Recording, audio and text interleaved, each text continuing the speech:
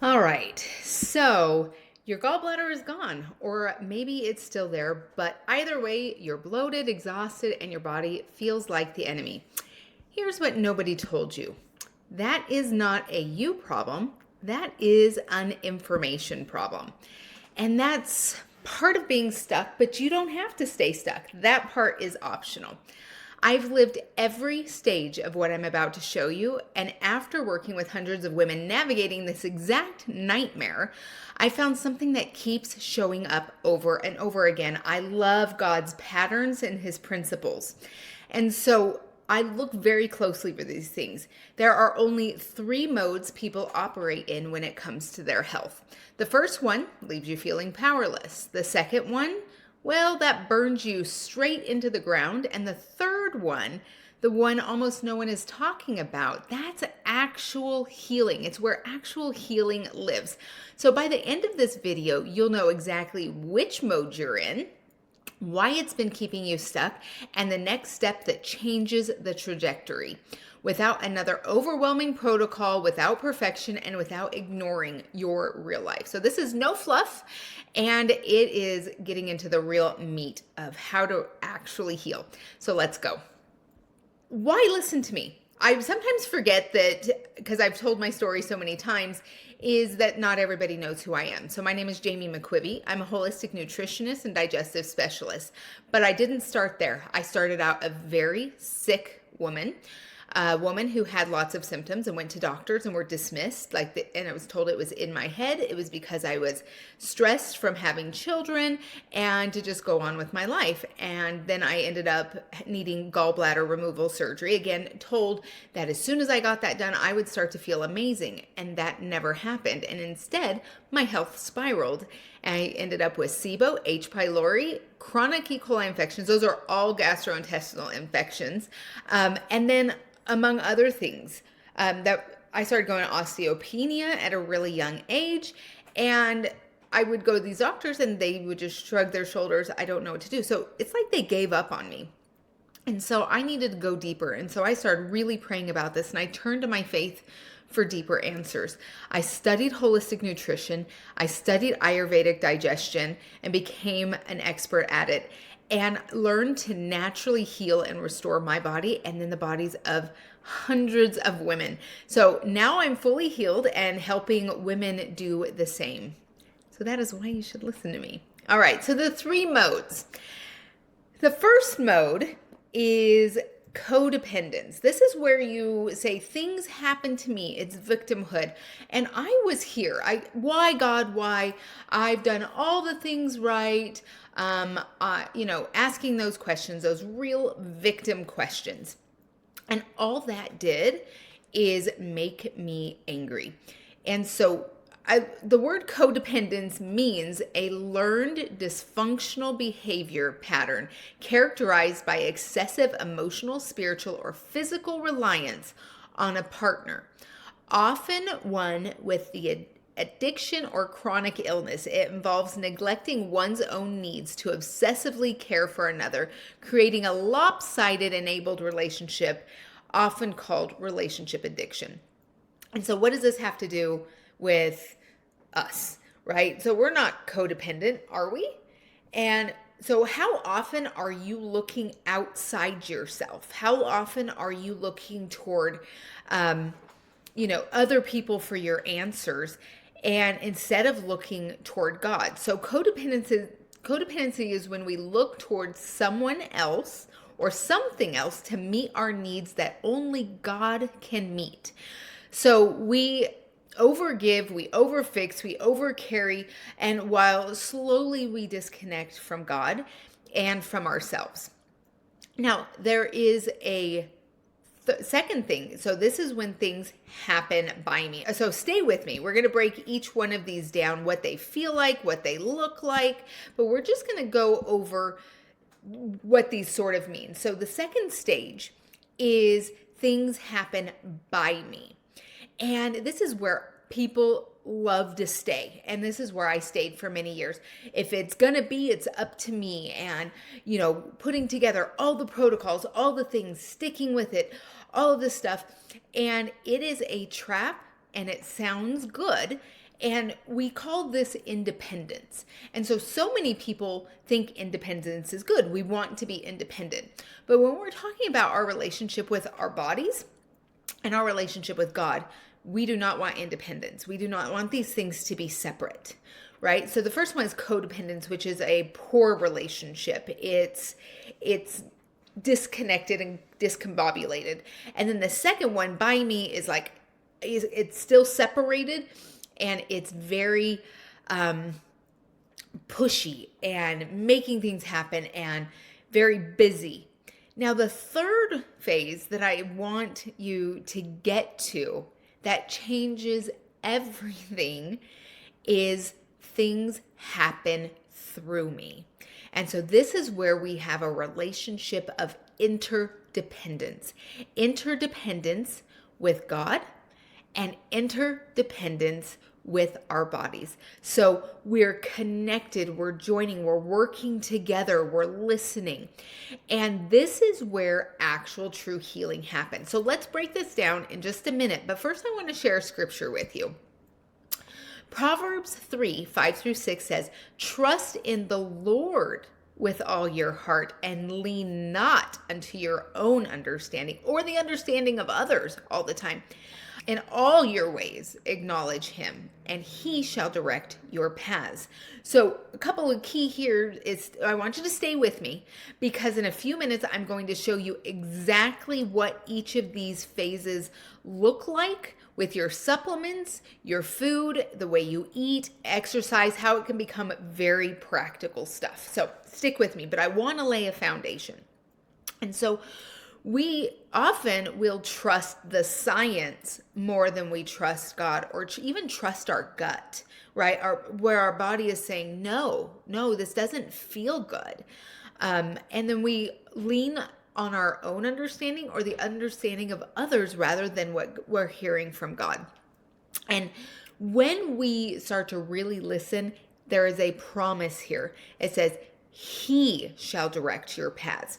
And so it doesn't even mean that you're going down the wrong path, but what if there's an easier path? What if there's a shorter path? What if there's a more healing path than the one that you're currently on, and you just forgot to check in and check up, right? And so that's really what we're going to be talking about.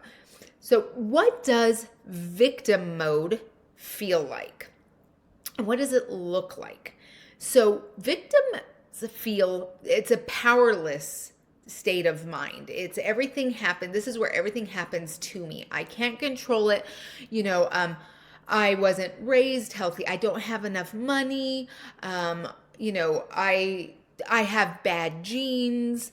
All of these feel like powerlessness and resignation and even apathy, where you're like, whatever, I don't even care anymore. I've tried, and life is just going to keep hitting me, and I don't care. And it feels really heavy.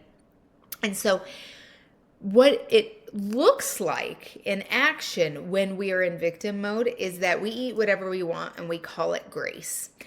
And this is something I did, is like, I'm just going to, so people ask me about cheat days, and I'm like, why do you need to cheat on yourself? What if you were just checking in and really not in that victim mode, but in a interdependence through God mode? And we'll talk about that in just a minute, but I want you to think about when you're giving yourself excuses versus when you're giving yourself grace. So that's very subtle, is when we're like, you know what? So for sometimes I have a daughter-in-law, and she is a phenomenal cook. She's a phenomenal Mexican cook. Family's from Mexico. It's amazing. And so when she comes over and cooks, it's full of fat. It's full of things that are hard for me to digest. So I prepare my body, but it's also things I don't generally eat because I try to eat really fresh things. Anyway, super good.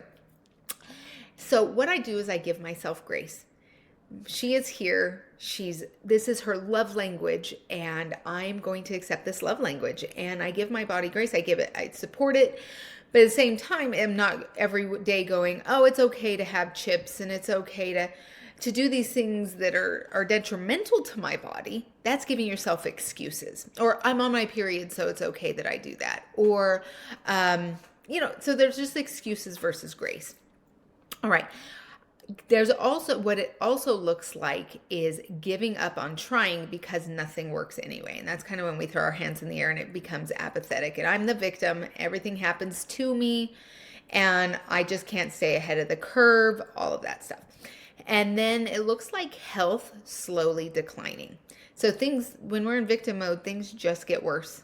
And we just say things like, oh, it's just because I'm getting older. Oh, it's just because, this is the way life is. So if I did that and I was doing that, then that means that statistically in my family of women, my grandma died at age 46 from being sick, and my mom died at age 65.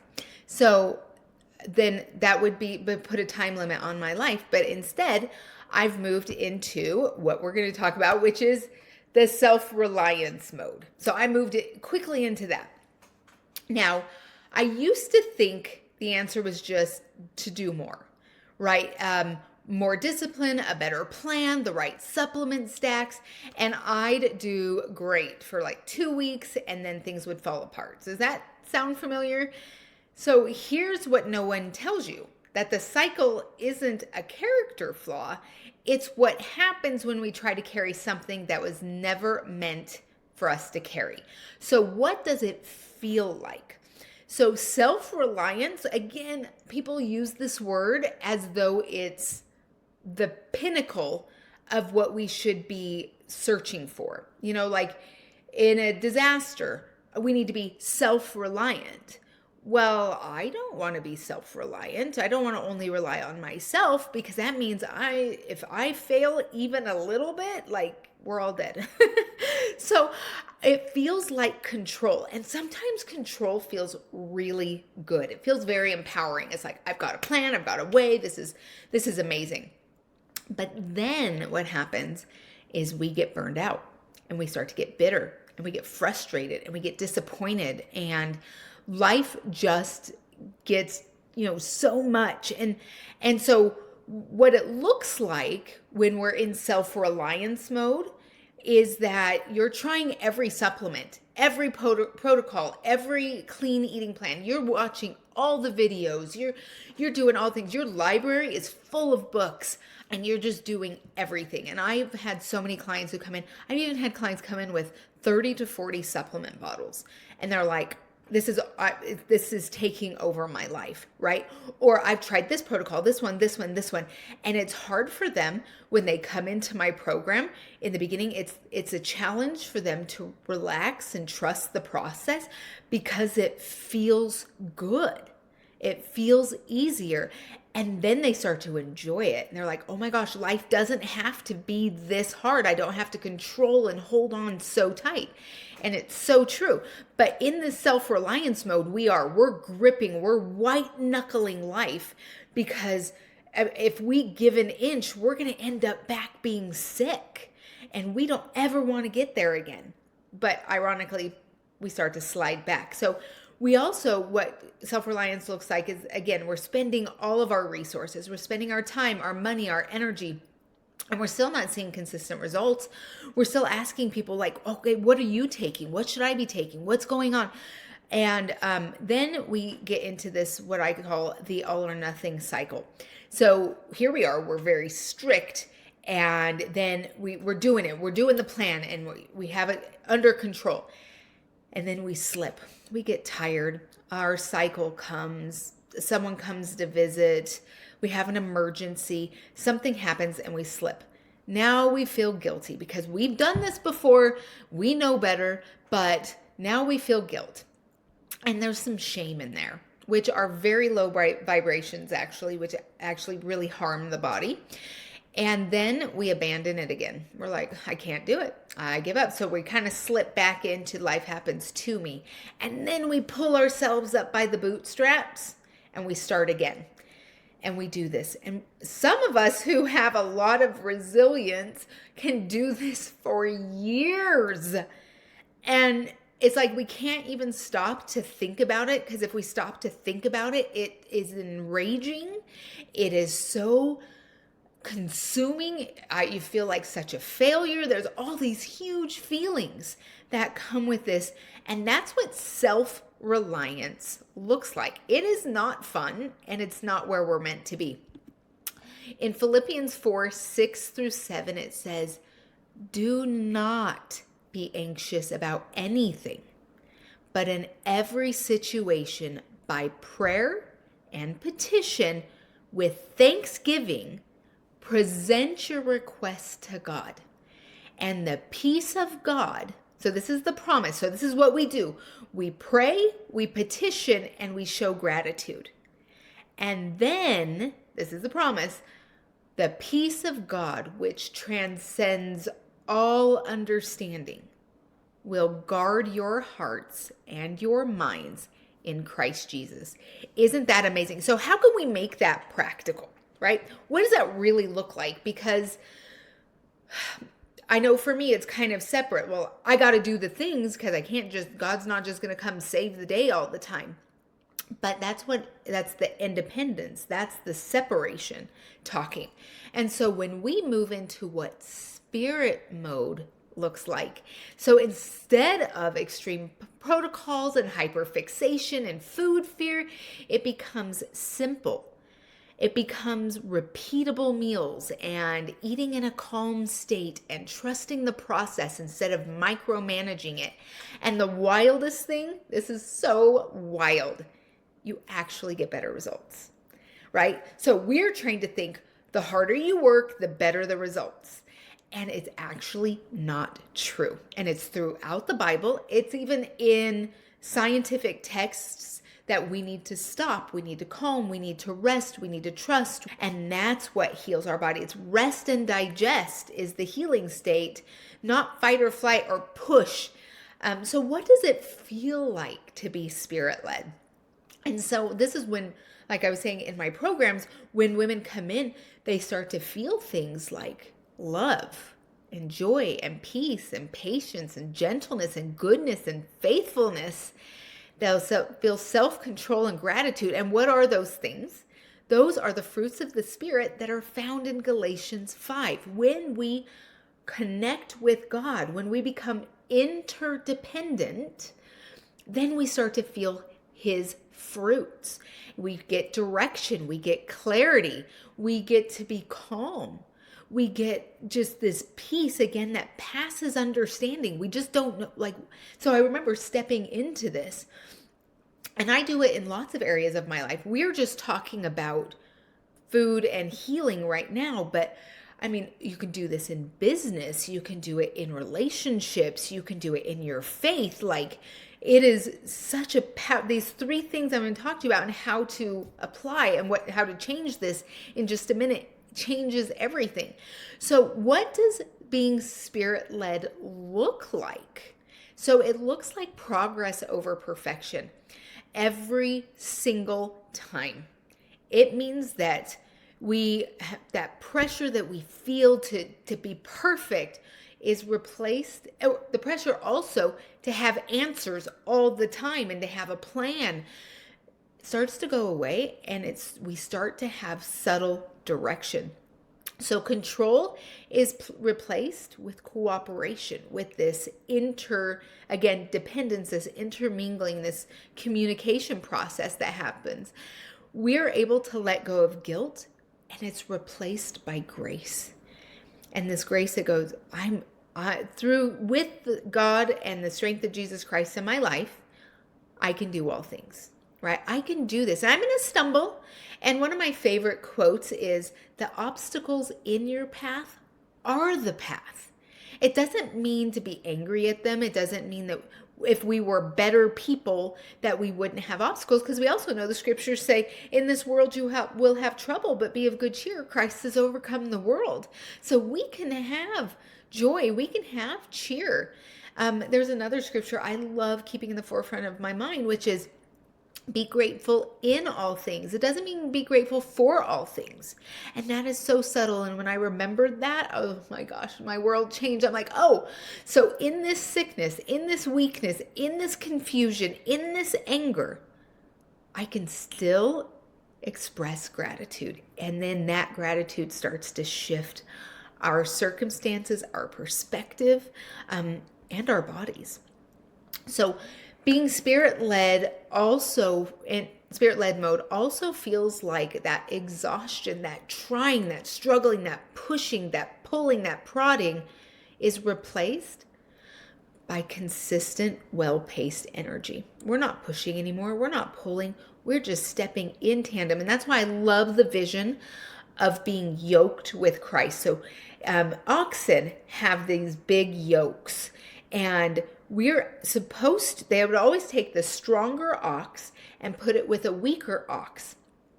And then when they're yoked together, the weaker one would step into tandem with the bigger ox. Christ says, take my yoke upon you. My burden is easy and light.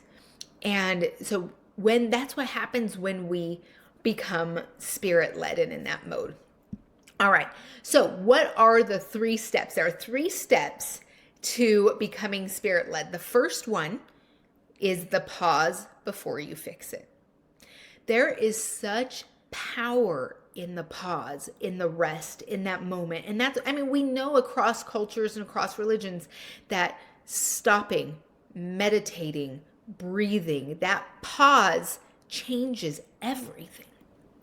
Step 2, and I'm going to talk to you about how to do this practically when choosing supplements, when choosing food, when exercising, all of these things, and that's coming up. So just stay with me here. So step 2 is choosing the next right step. And I like to call this your next inspired step. So many times we're doing 1,000 things and God's like, if you just did this one, or maybe these 2, you would go much farther. Instead of being scattered everywhere, you're going to be laser focused. And so choosing that next right step saves the energy, saves the confusion, creates clarity. It's amazing. All right. And then the third one is always return with gratitude. Gratitude raises our vibration. It changes our perspective. Our situations adjust and we heal faster. So let's talk about that first step. I'm going to take a drink. Okay, the first step, pause before you fix, is saying something like, I don't have to have everything figured out right now. I'm willing to be guided instead of driven. And again, driven is one of those things when people still do, but I hope for different reasons now, would always say, oh, Jami's so driven. She's so driven. And I was inside going, actually, Jami is exhausted. Jami's angry. Jami's tired. Like, this is crazy, and so we look again at driven as this, again, pinnacle of what we want, instead of, I would much rather now be described as obedient, as peaceful, as happy. So this is something like, before you go and research and restrict and buy something new or design your whole diet, pause and check in. That's the first step. All right. The second, what that looks like, is choosing the next right step. So stop asking, what is the best protocol? And start asking, what is the next right step I can actually follow through on today? How many of you, I know I've done this 1,000 times, have this whole protocol, this whole thing, and you do it for one day and then it sits in the cupboard. Sometimes I put things up here, or it sits on your counter, or in your fridge, and that's what it does. So it's actually not helping at all. So you can choose things like eat one simple meal instead of redesigning your whole diet, right? A warm meal that's really easily digestible. And maybe you just start with that. Maybe one a day, maybe just today, and then maybe one a day. And then maybe later we can move to 2 a day and then 3 a day, right? So we could start super simple, just taking that one next step. It can also look like sitting down and chewing slowly instead of tracking everything perfectly. When I was teaching in my nutrition class. So I taught at the college. I was a nutrition professor, and a lot of every semester students would come in. Well, how do you track your macros? How do you track your macros? And I was like, I never tracked my macros. Oh, sorry, I meant macros. Of course, I meant anyway. So these macros. Sorry. See, I don't even really know, because that's not something I find important. I find nutrient dense food way more important than tracking carbs and fats and proteins, not because they're not important, but because when I'm choosing a meal with micronutrients, nutrient dense foods, that comes with it. It always ends up being really well balanced in carbohydrates and fats and proteins. So that's how I choose to look at it, is like, what has God given me, and really utilize that in a way that is healing to my body. All right. And also, choosing the next right step may look like sticking with one approach long enough to see results. This is a big one. I cannot tell you how many times, even myself, I do it less because I tend to be very committed, but even having clients come like, I tried that for 2 days. I was like, well, how long have you had this problem? 40 years. And you tried it for 2 days. Yeah, and it didn't work. This is an actual conversation with a client, and she's like, yeah. I'm like, just listen to that. You tried it for 2 days. This problem has been going on for 40 years. Do you think that is time sufficient to make a change? And she starts laughing. She goes, no, but that's like her mode. It's like, it didn't work. It wasn't an instant gratification that we're all searching for, right? And so the next thing is that we really so we need to stop, again, asking what's the perfect protocol and just the next best thing for that day. And then the third step is these return with gratitude. So there's an old pattern that a lot of people have. They slip, they feel guilty, they quit, they restart, and they do it with the same intensity, that cycle we talked about. The new pattern is slip, notice, adjust, and continue. Right? And so we come back, and so we can name 5 things we're grateful for about your body, your food, your life. Gratitude literally breaks that guilt cycle. And so guilt is only valuable to show us what's going on so we can repent or reconnect with God. It is not valuable to hang around and make us feel shame. And so when I'm talking with clients, because there's a lot of emotional work that has to happen with healing as well, especially in digestion. A lot of women have stuck energy of anger, bitterness, and resentment. And we are told to sit down, shut up, look pretty, be happy. And so a lot of us have suppressed those feelings, and it shows up in our bodies. And so letting go of guilt and shame and anger and bitterness and frustration can be done by replacing it with gratitude. We acknowledge the feeling, we let it go, and we replace it with gratitude. And it's a very powerful practice. And it's something like I spend 4 weeks on in the program, because it's so powerful to go in and change what you're thinking so you can change what you're feeling, and you can clean that out. And we do that biblically, because the Bible is it's littered with amazing promises and patterns to do this. So super wonderful. All right, so let's see what this looks like in real life. So when you're going through your supplements and you're thinking, I'm going to do more supplements, before you buy anything new, pause and pray. I don't need to fix everything today. So then you can start with one supplement. So a lot of times I'll have women stop taking all their supplements for, a week and get kind of back stabilized. And then we're going to choose one, and we're going to stay with it to see if it's helping. I cannot tell you how many women have, again, these women that I've had come who have like 30, they're not sure if they're working. So they just continue taking them. So what we're going to do is we're actually going to see if it's going to help. But also, like, it's a supplement. You're not meant to be on supplements forever. They're meant to supplement. Right. And so, If you miss a dose, just take the next one. There's no doubling down. There's no drama. And then if you have a reaction, just realize this is data, not a reason to throw everything out and start from scratch. And so we want to work on consistency, not intensity. All right, now with food, the old pattern can be extreme. Extreme clean eating, craving something, binging, feeling guilt. And then we want to move that to a new pattern, which is help me choose what supports my body right now. And then just check in to that. And then you can add one aligned step. Warmth, like warm soups, cooked foods, simplicity, fewer random combinations.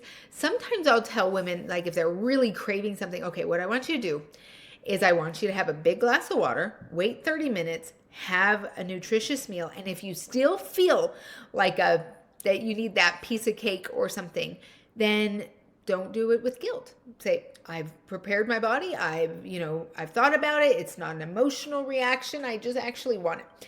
And 9 times out of 10, they don't want it. But when they do, they enjoy it so much more because there's no guilt attached. It's just, I was eating cake at a party a while ago, but, and one of my friends came up, she goes, oh, don't you just feel so guilty for eating this? And I was like, absolutely not. I'm enjoying and savoring every bite because this isn't something I do constantly.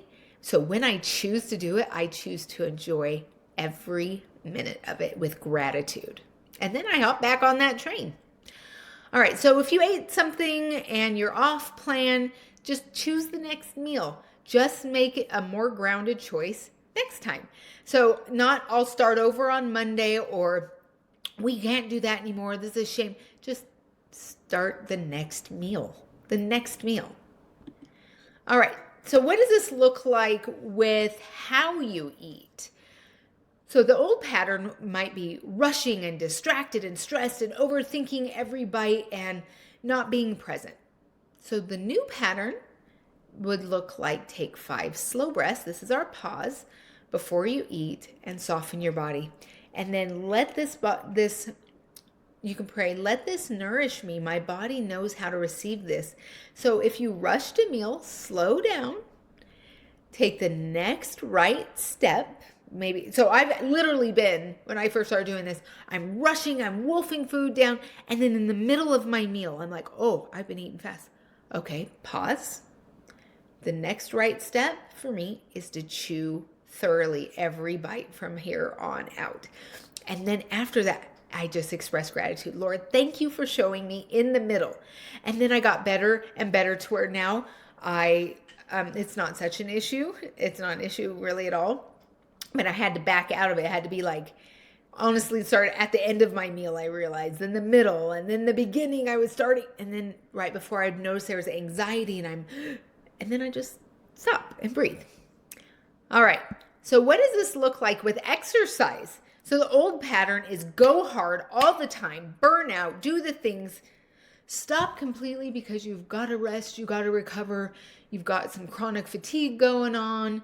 And then you feel bad and you feel weak and there's shame in there. And then there's a new pattern. The new pattern is give your body a voice. Ask what kind of movement would support it today. So move your body not because you have to, but because you get to. That's the gratitude part. So we stop, we check in. Okay, body, do you want to do a high intensity interval training today? Or do you want to go walking and do some stretching? I want to do walking or stretching. This morning I said to my body, I said, okay, do you want to go to one of the classes at the rec center that my husband was going to? Or did I want to walk, rebound, and then do some weights? And I came home, I felt like doing walking, rebounding, and doing some weights. And so we move in some small way. Some days when I have a lot going on and I check in with my body's like, I want you to do a breathing practice and I want you to do some stretching and that's it. And I'm like, okay, and go on a walk. I always go on a walk. And so I do. and I listened to my body. But man, I used to push hard. And for those of you who don't know, like when I say I used to push hard, I was a fitness instructor. I taught Pilates and Zumba. I was a personal fitness instructor. I taught 3 classes almost every day, right? So I was exercising 3 to 5 hours a day and then going home and being with my 3 boys. I mean, talk about burnout. And I took a couple days off, so maybe Tuesdays and Thursdays every once in a while. But I mean, I pushed hard. And so to step back and be like, no, today I'm just going to go on a walk, or I'm just going to go swimming, or I'm going to go on a hike, or I'm going to honestly go on a leisurely bike ride. It was so foreign to my brain, and it was like, is this even going to help? And it did. And in fact, I got more energy, and I looked forward to moving my body and working out after being so burned out for so long. All right, so real fruits that you will notice when you start to do this is you will stop jumping between plans. There will be more consistency. You will need less outside validation because you know what's going on inside, and that's okay. You recover faster from off days. So you just get back on. You just get back on without the guilt, shame. There's a less of an urgency of I don't have time, I have to do this. And you feel more anchored in the process. There's so much more joy in this. You do less. That's the crazy thing. You do less and you get more consistent results. So this is really where less is more, because it's very grounded. It's very targeted. It's amazing. So also you're going to want with this, you limit the overload. You know, we do things like we prioritize. And in another video, I talked about this. You can only have one priority. People say, oh, but you prioritize, but that word wasn't in the English language until more recently, because prioritize means number one. We were teasing my soon-to-be daughter-in-law because she has 5 best friends. And I was like, but do you? And she goes, yeah, I have 5 best friends. And I'm like, but who's the best? And she smiles and she tells me her name. And I was like, see, you really actually only have one best friend, but you have a group of really good friends. So when we prioritize our relationship with God, our relationship with our body, and then relationship with others, so we love God as we love others, as we love ourselves, right? So we know those are the great commandments. And so when we do this, we can journal, we can limit input always coming in, we can spend time alone, embrace our curiosity, and start looking at things from a different point of view, have our imagination. We won't have mental breaks, right? So where and how can I walk in faith, trusting God a little bit more today? That's the question. It's just a little bit more, without pushing, without prodding. How can I receive? How can I accept? And that, I know it will make a huge difference in your life. So John 10:10, it says, I have come that they may have life and have it to the full. So we were not made for a life of grinding, guilt, exhaustion. We were made for an abundant life that includes your digestion, your energy. It includes the way you feel in your body every single day. It includes mental health. You don't need to do more. You don't need to beat yourself up. You don't need a perfect plan. You need a partner. And that partner is already available to you. And right now, in this moment, in this place, and he wants you to be interdependent. The healing isn't just physical. It's the whole woman, mind, body, soul, spirit. And when we bring God into our healing, not as a last result, but as a first step, everything shifts. And this, I hope if this video gave you anything today, that you will hit and like and subscribe if you haven't already. It truly helps women find this content. But before you go, I want to share with you something I've created for all of you women. And it is my 3 simple lifestyle. So it has food, lifestyle, and herbal strategies to support your energy and digestion in 7 days.